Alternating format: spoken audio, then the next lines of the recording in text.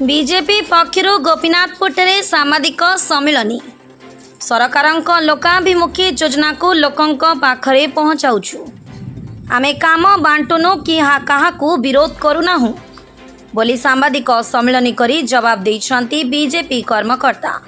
दर्शक बंधु आपण माने समस्ते जानती जे राज्य में बीजेपी सरकार गठन करिपा परे दलर नेता और कर्मी मानक दायित्व बढ़ी जाइछि। उभय केंद्र और राज्य सरकार लोकाभिमुखी योजना गुड़िक संपर्क में लोकंक अवगत कराउछु। विगत दिन में बीजेडी दल और सेमानक दलर कर्मी माने निज इच्छा अनुसार काम करुथिले। आमे किंतु समस्त को नहीं आगक बढ़िबु। राज्य में तृणमूल स्तर विकास पई आमे काम करुछु। आमर कहा सहित विरोध नहीं कि आमे राजनीति करूनाहु। आमे काम बांटुनु कि क्या विरोध मध्य करूनाहु। ब्लॉक समस्त सरपंच समिति सभ्य होउछंती निर्वाचित प्रतिनिधि।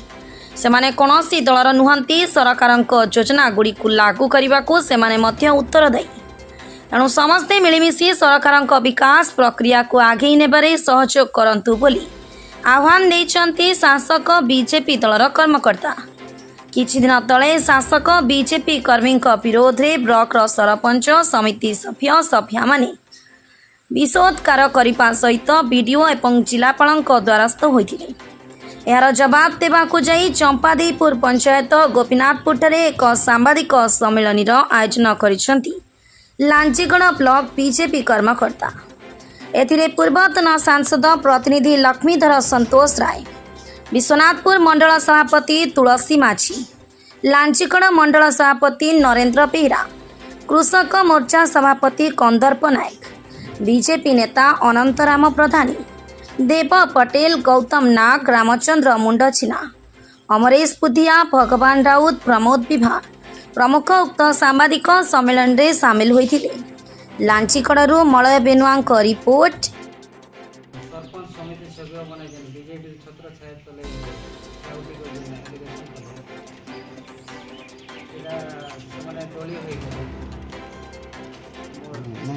नरेंद्र भाई मैं गोटे मिनिट मैं रखु खाली हम कोन ने काई खाली बीजेडी कान तने बीजेपी को बीजेडी कान हो ठीका बांट तार कोनसी प्रूफ नाही कि सेटा निराधार तार एलिगेशन रो प्रूफ का पकड़े भी नथि हम भी से बोलिया किसी को भी नाउ ये माने केन आधार रे कोइले तार प्रूफ से माने ही कोई पारिबे आप जिन क्वेश्चन कोले माने ताकू कोइ पारबे काई बोले हमर से बोलिया किसी कार्यक्रम होई नाही के हमार संभावना नाही।